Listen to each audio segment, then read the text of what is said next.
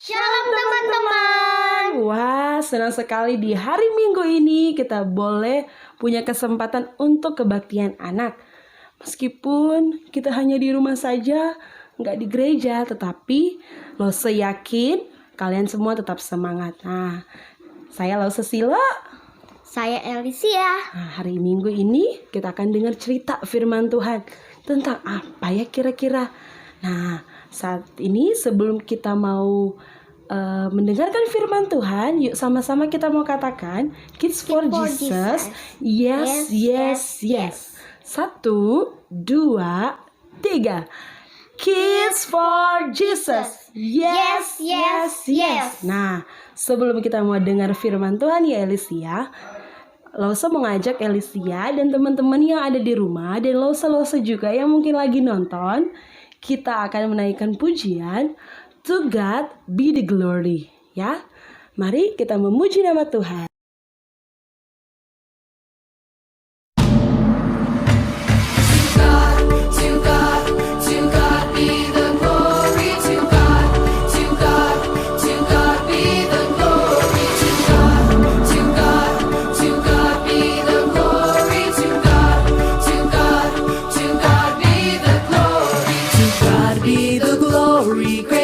He has done, so loved he the world that he gave us his son, and yielded his life an atonement for sin, and opened the life gate that all may go in. Praise the Lord, let the earth hear his voice. Praise the Lord, let the people rejoice. Oh, come to the Father through Jesus the Son, and give him the glory, great things he has done. To God be the glory. To God be the glory. To God be the glory, great things he has done. So loved he the world that he gave us his son. He yielded his life an atonement for sin, and opened the life gate that all may go in.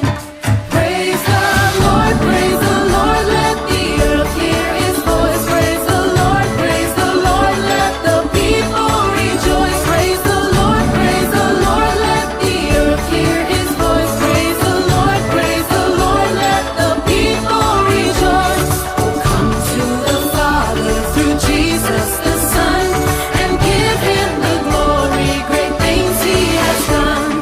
And give him the glory, great things he has done. And give him the glory, great things he has done.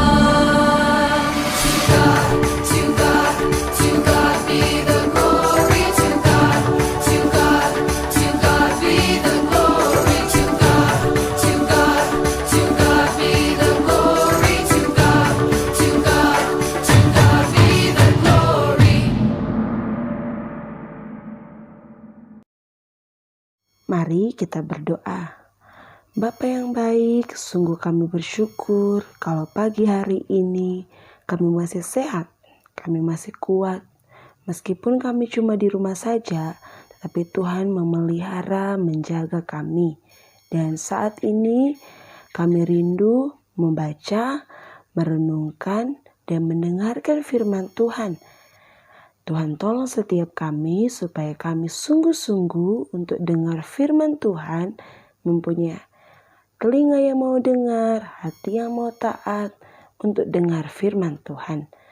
Tuhan yang baik, ini doa kami di dalam nama Tuhan Yesus Kristus, kami berdoa. Amin. Nah, teman-teman, kebaktian anak kita di pagi hari ini, kita akan belajar firman Tuhan tentang keluarga Imam Eli. Tentang siapa? Keluarga Imam Eli. Dan firman Tuhan terdapat di dalam 1 Samuel 2 ayat yang ke-11 sampai 1 Samuel 3 ayatnya yang ke-21. Ayo, mari kita membuka Alkitab kita. Lose masih beri kesempatan. Peganglah Alkitab kita dan carilah 1 Samuel 2 ayatnya yang ke-11 hingga 1 Samuel 3 ayatnya yang ke-21. Sudah mendapatkannya? Kalau sudah, Alkitab kita tetap terbuka ya, dan Losa akan menjelaskan tentang keluarga Imam Eli. Teman-teman, kalian kenal gak dengan Ibu Hana? Ada yang tahu dia siapa? Ibu Hana adalah seorang wanita yang mandul. Yang artinya dia tidak bisa memiliki seorang anak. Dan dia terus mendengar caci maki oleh orang-orang yang di dekatnya. Dan dia tidak tahan. Dia pergi mencari Tuhan, berdoa kepada Tuhan, berseru. Dia pengen punya anak Tuhan, dia pengen punya anak. Dan apa? Doa Ibu Hana dijawab oleh Tuhan. Tapi ketika Ibu Hana meminta anak kepada Tuhan, Ibu Hana ini bernazar kepada Tuhan. Jika Tuhan memberikan anak laki-laki, maka Ibu Hana akan memberikan dia kepada Tuhan untuk melayani Tuhan seumur hidupnya. Nah, kita bisa lihat di dalam 1 Samuel 1 ayat yang ke-11. Nah, teman-teman, doa Ibu Hana dijawab oleh Tuhan. Dan dia melahirkan seorang anak laki-laki. Dan siapakah nama anak itu? Ada yang tahu? Siapa namanya? Ya, benar sekali. Namanya Samuel. Yang artinya aku telah memintanya daripada Tuhan. Dalam 1 Samuel 1 ayat 20b. Bisa kita lihat di situ arti dari nama Samuel. Dan Ibu Hana tidak lupa dengan nazarnya kepada Tuhan, yaitu memberikan Samuel kepada Tuhan untuk melayani Tuhan. Dan ketika Ibu Hana membawa Samuel ke rumah Tuhan, umur Samuel itu masih kanak-kanak, dia masih kecil seperti adik-adik kita di balita. Dan ibunya membawa Samuel ke rumah Tuhan di Silo. Dan di sana Samuel dibimbing oleh Imam Eli.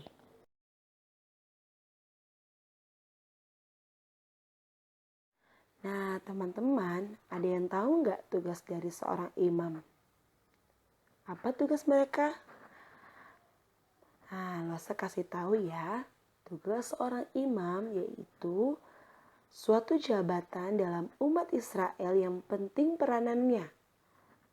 Tugas mereka mempersembahkan korban, mengadakan doa syafaat, dan memberi berkat. Dan imam juga adalah seorang wakil manusia dalam urusan-urusan mengenai Allah. Nah, teman-teman, Imam Eli ini memiliki 2 orang anak. Ada yang tahu siapa nama anak dari Imam Eli? Siapa nama mereka? Nah, Losa kasih tahu ya kalau nggak tahu nih. Nama mereka Hofni dan Pinehas. Hofni dan Pinehas. Mereka juga melayani Tuhan seperti Imam Eli. Tapi sikap mereka tidak benar di hadapan Tuhan. Apa sih yang mereka lakukan sampai sikap mereka tidak benar di hadapan Tuhan?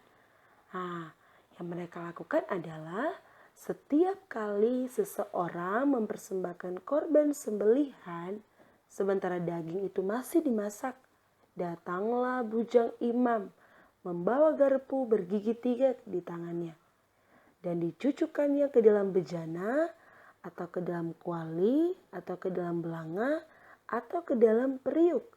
Segala yang ditarik dengan garpu itu ke atas, diambil imam itu untuk dirinya sendiri. Demikianlah mereka memperlakukan semua orang Israel yang datang ke sana, ke Silo. Bahkan sebelum lemaknya dibakar, bujang imam itu datang, lalu berkata kepada orang yang mempersembahkan korban itu, "Berikanlah daging kepada imam untuk dipanggang, sebab ia tidak mau menerima daripadamu daging yang dimasak." hanya yang mentah saja. Apabila orang itu menjawabnya, bukankah lemak itu harus dibakar dahulu?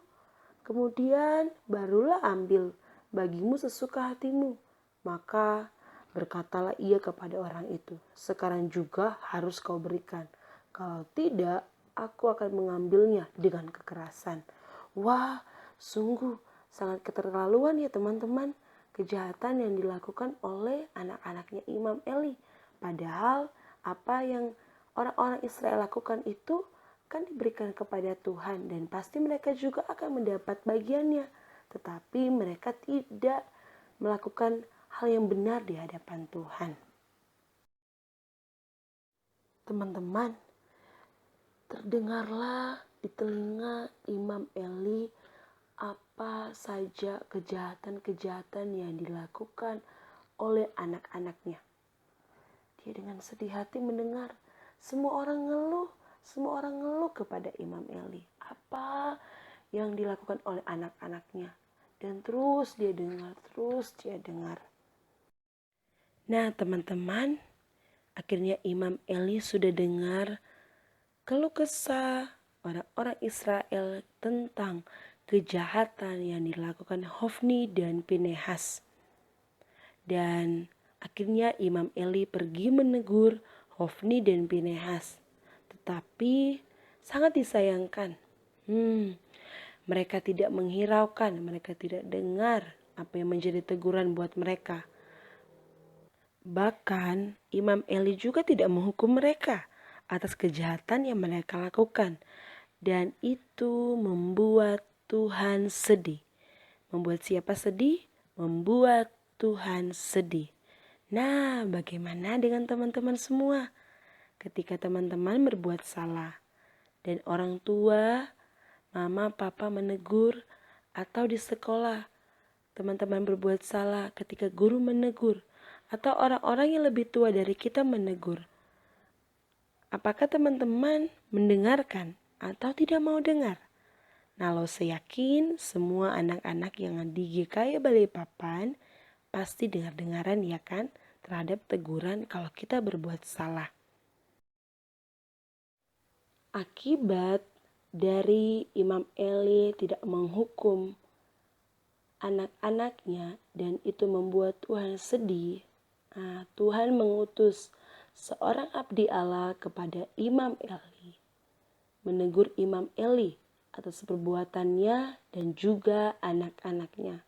Karena Imam Eli tidak menghormati aturan Tuhan dan lebih membela anak-anaknya yang berbuat jahat. Kita bisa lihat dalam 1 Samuel 2 ayat 29. Nah, di ayat yang ke-30 firman Tuhan berbunyi demikian. Sebab itu demikianlah firman Tuhan Allah Israel. Sesungguhnya aku telah berjanji, keluargamu dan kaummu akan hidup di hadapanku selamanya. Tetapi sekarang demikianlah firman Tuhan, jauhlah hal itu daripadaku, sebab siapa yang menghormati aku akan kuhormati, tetapi siapa yang menghina aku akan dipandang rendah.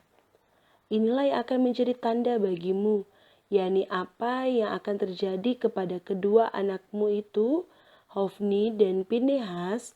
Pada hari yang sama keduanya akan mati, dan aku akan mengangkat bagiku seorang imam kepercayaan yang berlaku sesuai dengan hatiku dan jiwaku, dan aku akan membangunkan baginya keturunan yang teguh setia, sehingga ia selalu hidup di hadapan orang yang kuurapi. Nah, itulah yang menjadi pesan Tuhan kepada Imam Eli dan keluarganya lewat abdi Allah. Teman-teman, ingat gak dengan tema kita hari ini? Keluarga Imam Eli. Terus ada dua kata selanjutnya, yaitu ada harapan. Nah, di balik Tuhan menghukum keluarga Imam Eli atas kejahatan anak-anaknya dan sikap tindakan dari Imam Eli, ada sebuah harapan yang Tuhan beri buat Imam Eli. Teman-teman ingat gak dengan ibu-ibu yang membawa anak di rumah Tuhan di Silo. Siapa nama anak itu? Siapa? Ya, benar sekali, Samuel namanya. Nah, ternyata Samuel ini adalah anak didik Imam Eli dan Samuel diangkat menjadi nabi Tuhan. Dalam 1 Samuel 3 ayat 19 dan 20, teman-teman bisa lihat di Alkitab teman-teman. Dan Samuel makin besar dan Tuhan menyertai dia. Dan tidak ada satupun dari firman-Nya itu yang dibiarkannya gugur. Maka tahulah seluruh Israel dari Dan sampai Bersheba bahwa kepada Samuel telah dipercayakan jabatan Nabi Tuhan. Nah teman-teman, meskipun Tuhan menghukum keluarga Imam Eli, tapi ternyata ada anak didik dari Imam Eli, yaitu Samuel. Tuhan mengangkat dia sebagai nabi Tuhan. Teman-teman, Tuhan sangat benci yang namanya dosa. Dosa. Apa teman-teman? Dosa. Baik dosa yang kita lakukan lewat pikiran, lewat perbuatan, ucapan kita, Tuhan sangat benci. Dan dalam firman-Nya, upah dosa adalah maut. Tapi Tuhan mengasihi kita. Nah, bagaimana ini? Tuhan benci dengan dosa, menghukum manusia berdosa, tapi Tuhan juga mengasihi kita. Gak mau kita kena hukuman. Nah, terjadi sebuah dilema, kebimbangan. Akhirnya Allah berinisiatif. Allah Bapa mengaruniakan anaknya yang tunggal, yaitu Yesus turun ke dalam dunia, lahir di kandang yang hina, mati di atas kayu salib demi dosa semua manusia, baik lause, teman-teman, mama, papa, adik, kakak, dan semua orang di dunia ini. Yesus bukan hanya mati bagi dosa-dosa, tapi dia bangkit mengalahkan maut di hari yang ketiga, yang biasa kita rayakan, yang namanya Paskah. Wah, senang sekali ya teman-teman, kita punya pengharapan di dalam Tuhan. Dia mau mati bagi dosa-dosa kita, dan dia mau selamatkan kita. Dan apa yang harus kita lakukan sih? Yaitu dengan percaya kepada Tuhan saja sebagai Tuhan dan Juru Selamat kita secara pribadi.